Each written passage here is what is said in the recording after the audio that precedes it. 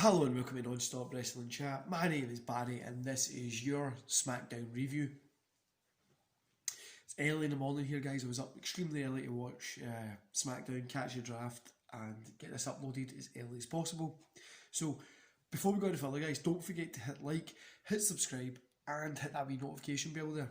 Your support means a bunch to me, and if you could also drop down in the comments and let me know what you thought about the draft picks. Obviously there was some big news that happened as well. Yeah, let me know what you thought about it. So let's get into the show. So first of all, we got night one of the draft, obviously. So Raw was up first, and they decided to draft Drew McIntyre, and SmackDown picked Roman Reigns, which was kind of just stayed the same, which I thought was pretty cool. Just keeping it the way it is. I like Roman Reigns in SmackDown, and I like Drew over in Raw, so I'm happy with that. Raw then retained Ahsoka. SmackDown wants Seth Rollins, which is weird because he's obviously going to need to change his name. And then to close, Raw wants the Hurt Business.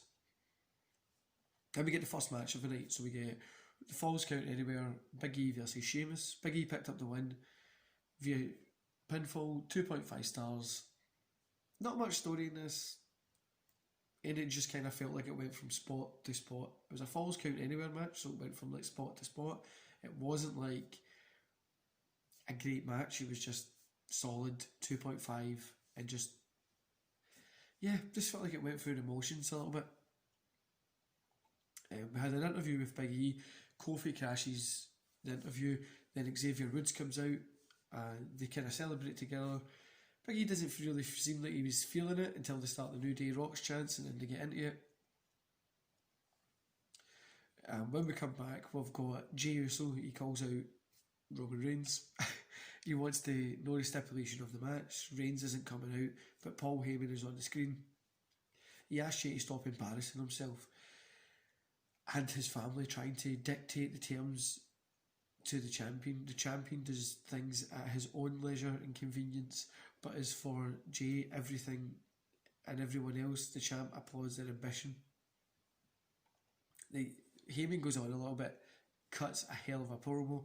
Then when we come back from the break, we've got Raymond come back from a little video package. We've got Roman Reigns. He's at a table. He says when he was a kid, his dad used to tell him, don't believe anything, don't believe half of what you see in the business. But what Jey just saw there is Roman Reigns beating him up. That was a video clip. Is the truth. Again, he goes on a little bit, and so now it's they're going to have a Hell in a Cell I Quit match. I don't really know why they've got that I Quit match, but yeah. I honestly, I was so confused at the fact that they're going to be in a Hell in a Cell and then there's an I Quit match on it, so I'm like, why? But we'll let it slide. The next set of draft picks come up. We get Stephanie McMahon again. She's out there. She announces that the New Day will get a title match against Cesaro and Nakamura later tonight. Raw drafts AJ Styles. SmackDown responds with Sasha Banks. Raw pulls Naomi, while SmackDown gets Bianca Belair. The final second round pick is Raw, and they take Nia Jax and Shayna Baszler. I feel happy. It's just like they take the majority of people that they've used most of their picks is to keep the people that are already on those shows.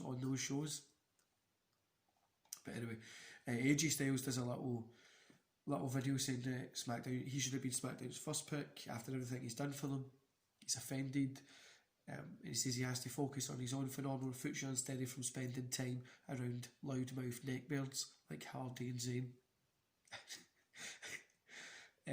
I was hoping there was going to be like a three-way Hell in a Cell match or something like that between these guys because the ladder match was great. Maybe it could still happen, but I don't really think it will. And we get the tag team match, Miz and Morrison versus Jeff Hardy and Matt Riddle. Hardy and Riddle pick up the win. 2 stars. This was kind of a squash match. It was just the good guys against the bad guys. I would have probably gave the win to Hardy and Riddle as well, but yeah, it was an okay match. It was nothing special. It was just kind of there, and it was just there for the post match, which Lars Sullivan made his return. He kills Hardy, kills Riddle, then kills Miz with the forearm. He kills Miz and Morrison with a forearm. What he does, he gets Miz back up, and he hits the freak incident, freak incident, and Sullivan stands tall. He sends us to another break. I was not interested in the fact that Sullivan was coming back. Let's hope he does something good. I don't really see it. Round 3 of the draft pick, we've got Stephanie McMahon, who says Raw drafts Ricochet, SmackDown retains Jey Uso. Well, I would hope they were going to retain him because obviously the Hell in a Cell coming up. Raw takes Mandy Rose, SmackDown takes Rey Mysterio, or takes Mysterio, Reign Dominic Mysterio. To close, Raw takes Miz and Morrison, which I think will be pretty cool. And we get the women's title match, Bayley versus Sasha Banks. Sasha Banks defeated Bayley via disqualification. 2.5 stars, because this was literally just an angle. It was not really a match, it was just there for an angle, because after it they continued fighting. Banks kind of gets a chair, starts doing some cool shit, does like a over the rope, legs on the side of her neck, and pulls Bayley down into a chair, which was pretty cool. I thought it was actually a cool little work segment. I just don't think they should have had a match for it. Then we get SmackDown tag team match. Tag team title match. Cesaro and Nakamura versus the New Day, Kingston and Woods. New Day pick up the win, so Kingston and Woods pick up the win to become the champions. 2.5, not great, but mostly because the fact that they don't use Nakamura and Cesaro as much as they should and use them correctly. I think they could have kept these guys as the champions. I get why they've done it for obviously the next part here, but I really think it would have been cool if they kept Nakamura and Cesaro as champions a little bit longer. So Big E comes out to celebrate with his teammates. Out comes Stephanie McMahon for the final round of drafts. Raw picks Kingston and Woods to take the titles to Raw and leave Big E on SmackDown. SmackDown picks Big E to confirm that, obviously. The group isn't happy about it in the ring. Then Raw drafts Dana Brooke.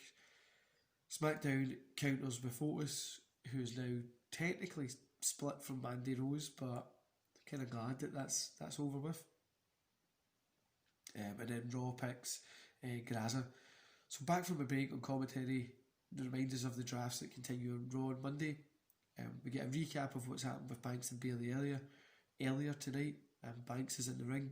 Sorry, she's in the back. She's kind of speaking. She calls Bayley a coward. Feels she should have known Bayley would take the easy way out. And she calls for a Hell in a Cell match and promises to break Bayley and end everything about her. Bit much, but I think the Hell in a Cell match might be good. The Fiend versus Kevin Owens. The Fiend defeated Kevin Owens, 2.5 stars. Middle of the road match. I'm really not into the Fiend in this Bliss thing at the moment at all. And that was the end of the show, guys. I know, it felt really quick because of the draft compared to some of the long, boring segments that we normally get. So overall, I gave it 2.5 stars. The big news is Big E has been split from a New Day. We're going to be getting that Big E singles run. I don't know if we'll be getting a belt or whatever. I hope he gets something. But we will be getting that Big E run. So hopefully that's going to be good. Everything else was pretty standard. Like I says, I'm not really feeling this Owens, Fiend and Bliss thing. Hopefully they do something good with it. I'm just really not feeling it at the moment. The best thing from tonight was definitely Roman and Heyman doing their thing. I hope the Hell in a Cell I Quit match is great. I don't understand why it's a I Quit match in the Hell in a Cell, since Hell in a Cell's like got no rules anyway. But I'm sure they'll make it work. If it was good as the last match with the story and the emotion, it's going to be a great match. But I'm really loving Roman and Heyman team up. It's such a great team up. So let's run down the draft. So Raw picked the Drew McIntyre, Ahsoka, the Hurt Business, AJ Styles, Naomi, Shayna Baszler and Nia Jax, Ricochet, Mandy Rose, The Miz, John Morrison, Kofi Kingston, Xavier Woods, Deanna Brooks and Graza, however you say his name.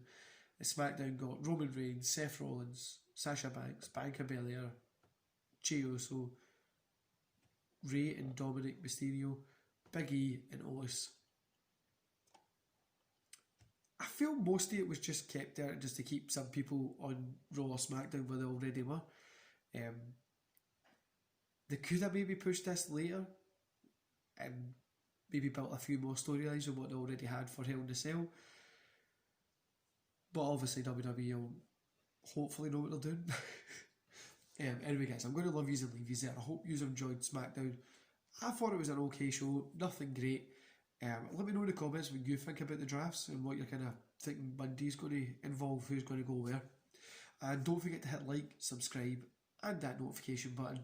Your support means a bunch to me, and join me over on Twitter and Instagram this weekend. I've got a few posts coming up there. See you later guys.